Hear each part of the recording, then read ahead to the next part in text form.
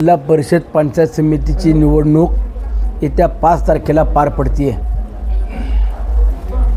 राष्ट्रवादी काँग्रेस पक्ष, Republican party of India आणि स्वाभिमानी रिपब्लिकन पक्ष महायुतीचे वराळे इंदोरी गटातील अधिकृत जिल्हा परिषद उमेदवार पल्लवीताई संपतराव दाभाडे, इंदोरी गणातील दिलीप भाऊ ढोरे आणि वराळे गणातील राजेंद्रजी कडलक हे आमचे उमेदवार या ठिकाणी उभे आहेत।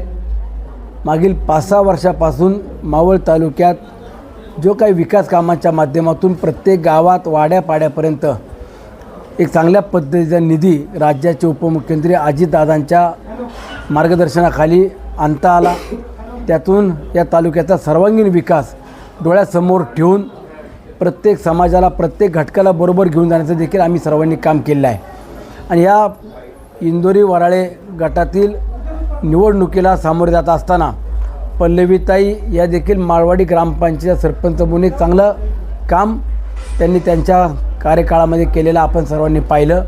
दिलीप भाऊ देखील एक व्यावसायिक आहेत, प्रत्येक समाजामध्ये, प्रत्येक घटकामध्ये उभा राहणारा, सुखादुःखात उभा राहणारे आमचे सहकारी आहेत।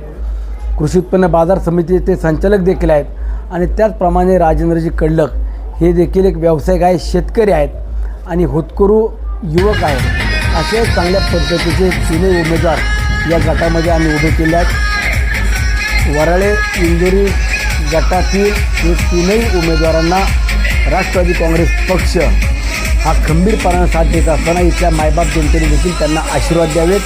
तिथले जे काही प्रश्न असतील, ज्या काही समस्या असतील त्या सोडवण्याचं काम जे काही मागील 5 वर्षामध्ये मी करण्याचा प्रयत्न केला, त्याच पद्धतीनं पुढील 5 वर्षाच्या कालावधीमध्ये ते तीनही सहकारी माझ्या खांद्याला खांदा लावून काम करतील। इथल्या नागरिकांना त्यांच्या सुखादुःखात, अडचणीत उभे राहतील, त्यांचे प्रश्न सोडवतील हा मला विश्वास आहे। स्वखर्चातून किती कामं केली याची जर कोणाला यादी पाहिजे नसेल तर मी तुमच्यापर्यंत देतो आणि त्यांनाही देतो। आजही माझा स्वखर्चही चालू आहे आणि लोकसहभागही देखील चालू आहे। ते बघा, व्यक्तिगत आपण ज्यावेळेला काम करतो त्यावेळेला आपली व्यक्तिगत महत्त्वाकांक्षा असते, परंतु ज्यावेळेला निवडणुकीला सामोरे जात असतो त्यावेळेला आपण लोकहिताचं शासकीय योजनेतून, राज्य सरकार असेल, केंद्र सरकार असेल, जिल्हा परिषद DPDC असेल, वेगवेगळ्या विभागाच्या माध्यमातून आपण घराघरापर्यंत योजना पोचवल्या पाहिजे आणि विकास कामांच्या माध्यमातून रस्ते, लाईट, पाणी या व्यतिरिक्त ज्या आपल्याला मूलभूत सुविधा आहेत या पलीकडे जाऊन महत्त्वाकांक्षी प्रकल्प देखील आपण या तालुक्यात आणले पाहिजे। ते सुनील शेळकेनं 5 वर्षात काय केलं आणि त्यातून 2024च्या निवडणुकीला सुनील शेळकेला मावळच्या मायबाप जनतेनं पुन्हा आमदार केलं हे सर्वांना ज्ञात आहे।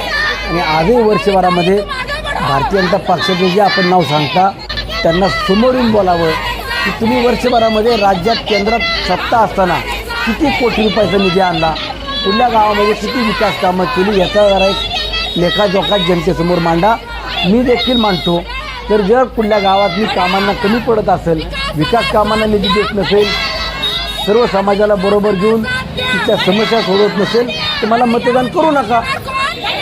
तुम्ही 15 दिवसाचे पाहुणे, आता 15 दिवस येणार, प्रचार करणार, परत गायब होणार, तुमचा बिझनेस झाला आहे। भारतीय जनता पक्षाच्या नेत्यांचा हल्लीचं आपण पाहिलं त्या 5-6 वर्षात बिझनेस आहे। 15 दिवस निवडणुकीत यायचं, आपला गाजावाजा करायचा, जे काही मिळेल ते खिशात घालायचं, दुसऱ्या उमेदवारांना खड्ड्यात घालायचं, त्याच्या पलीकडे त्यांना दुसरं काहीच माहीत नाही। आता 4 वर्षामध्ये आपल्या गावात, वाड्यापाड्यावरती विकास कामं करायला हा सुनील शेळके जबाबदार आहे, बांधील आहे। आणि म्हणून जिल्हा परिषदेचे 5ही उमेदवार आणि पंचायत समितीच्या 10ही उमेदवारांना आपण भरघोस मतानं विजय करावं। पुढच्या 4 वर्षात आपल्या प्रत्येक गावातल्या, वाड्यापाड्यातले 90% कामं जर पूर्ण केली नाही तर विधानसभेला तुमच्याकडे मत मागायला जो कोणतीतला येणार नाही।